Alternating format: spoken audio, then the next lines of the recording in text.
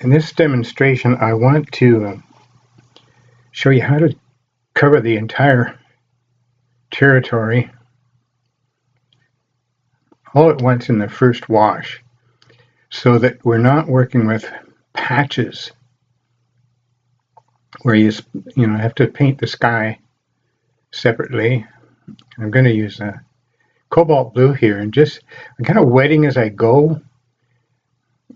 Put a bit of water on first, and then just use the spray just to keep everything real loose and flowing. And just increase the paint a little bit. Just kind of see if I can get that moving.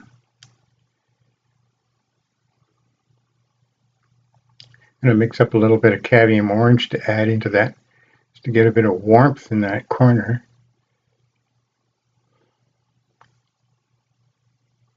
I want to keep it runny and flowing so that I don't get a lot of hard edges in this early stage. Just tilt it so that it all kind of runs together. Let it smooth itself out.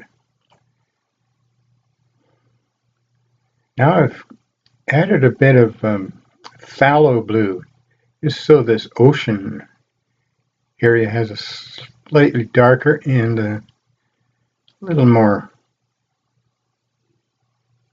value to it.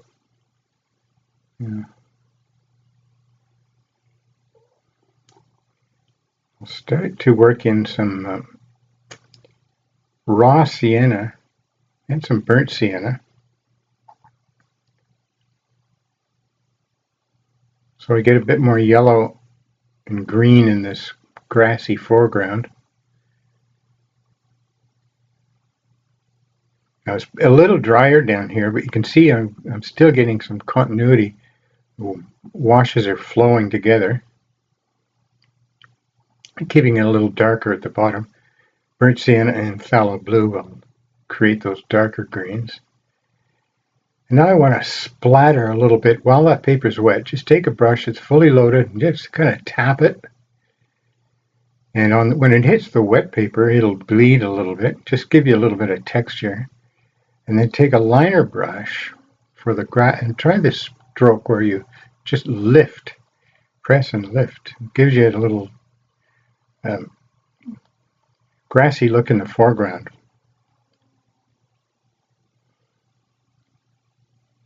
Back to a little bit of cobalt blue, and now I can start to refine a little bit of distant hills. Watching out for this sailboat.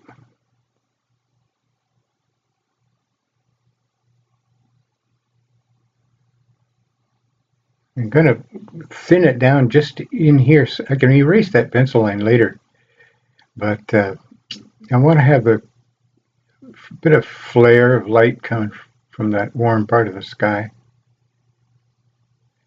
A bit more shadow on the dark side of these hills.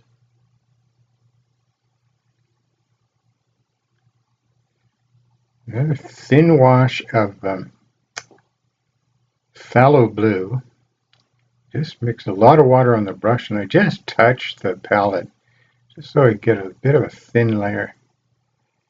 And if I want it to go a bit grayer, I'll go in with my burnt sienna.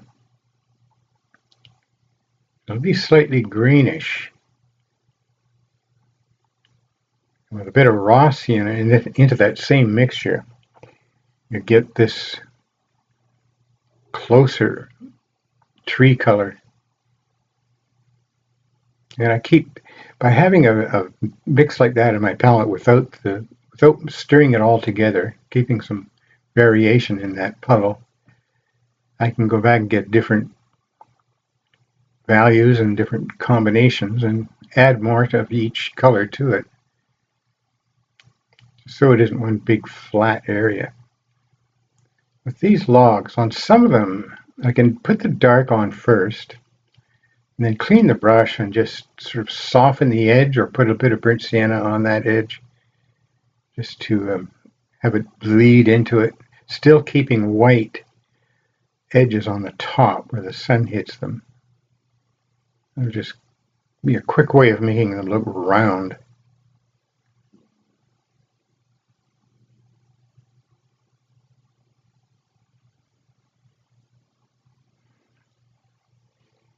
Now I need a bit of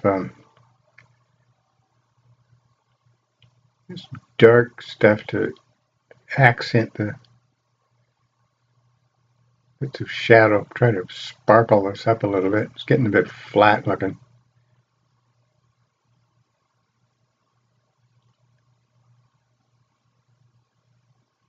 Use a little bit of violet in some of those darks.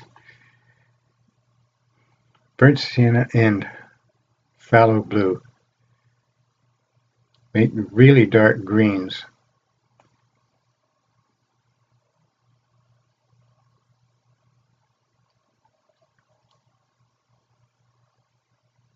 And I just want to work in and around the sailboat with some of the mast and the